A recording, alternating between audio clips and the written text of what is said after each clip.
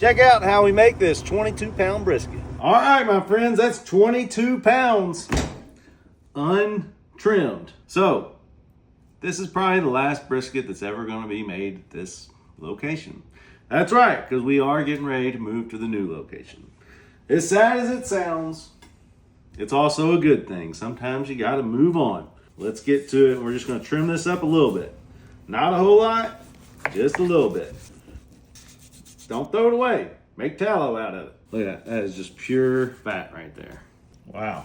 Keep the fat on the flat. When we cook this, we're going to cook with the fat side down because it kind of protects from the heat that's coming up. So if we're going to cook with the fat side down, you want to season the fat side first. So let's season it. People ask me all the time, Dano, what's your favorite for brisket? My favorite is always going to be one of these combinations. You can do primo by itself. You can do chipotle crunchy. I've done a mix where I mix all these together. It's phenomenal. Guess what the beautiful thing about this is? Sugar. There's zero sugar in any of these. We do have the outlaws. There's sugar in those. There's sugar in none of this. It's a brisket. It's beef.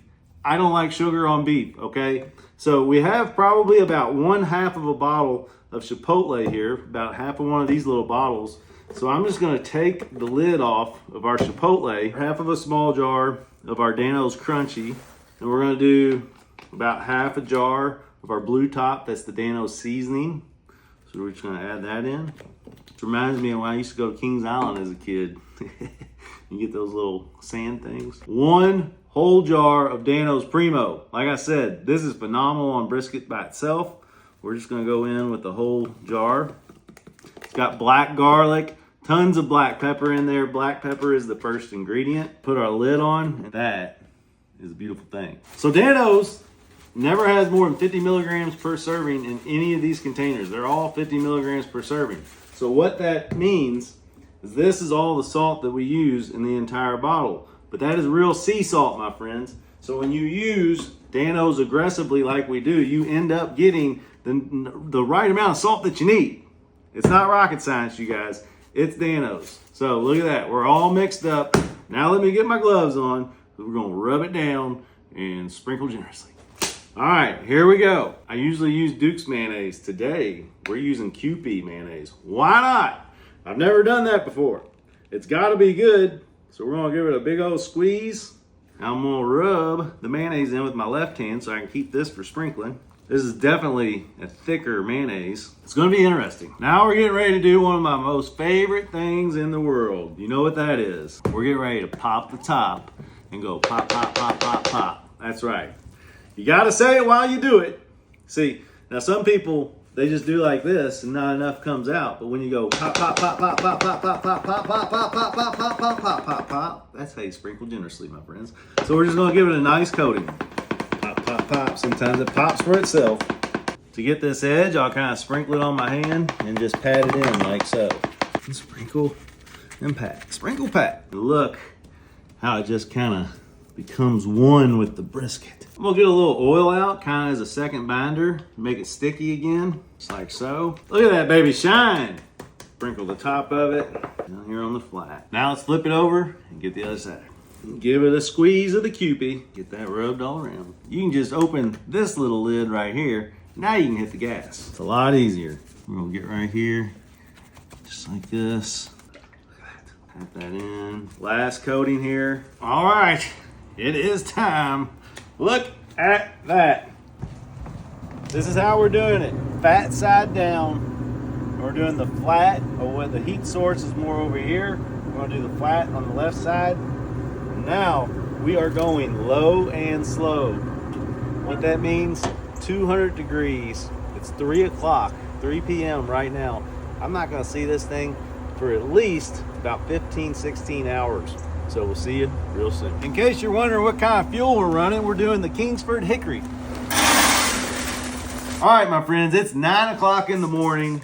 It has been 18 hours. That's right, at 200 degrees. So now I'm just gonna spray down my wrapping paper here. We're gonna get it wet so it's nice and pliable. And we're gonna wrap this brisket up. Now I already took a look and y'all are getting ready to see it. This thing looks beautiful. The crust looks awesome. Of course, we got some of our tallow here. So we're gonna get this all prepped and ready. So once we get it in here, we can get it wrapped up really quick and get it back on. Let's get to it.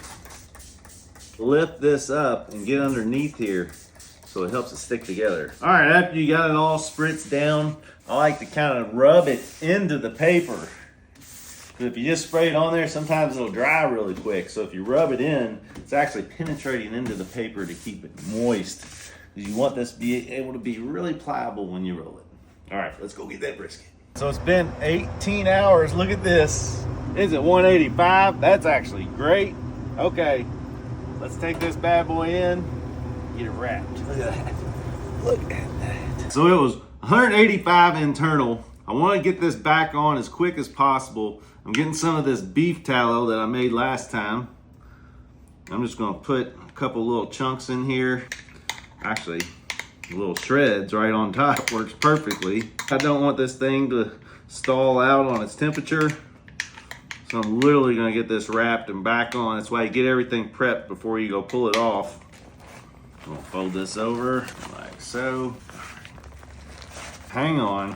I'm not gonna mess this up. We're putting this tallow underneath. There we go. Now we're in business, y'all. All right, we got some loose ends there. Cut that off. Only took not even 2 minutes. Back on we go. And now we're gonna crank this up because we want to get to like a 203 internal.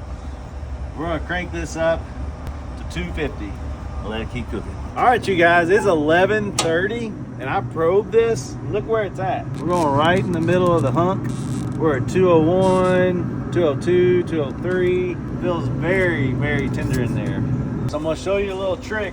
Learned this one from Gordon Ramsay. Turn it upside down. We're gonna let it rest like that for about 2 hours. Let's go inside, let it rest, and then we'll be cutting into it. So that was 21 hours.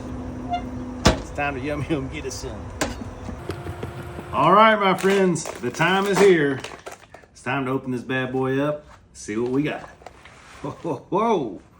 Yeah, there it is, 21 hours. We're gonna cut right down the middle. Oh, it's gonna be good. Slice it up. Does it bend? Yes, it does. Look at that, y'all. Look at that. How's it break? How it should. Wow. I did pretty good. Let's go in for the taste test.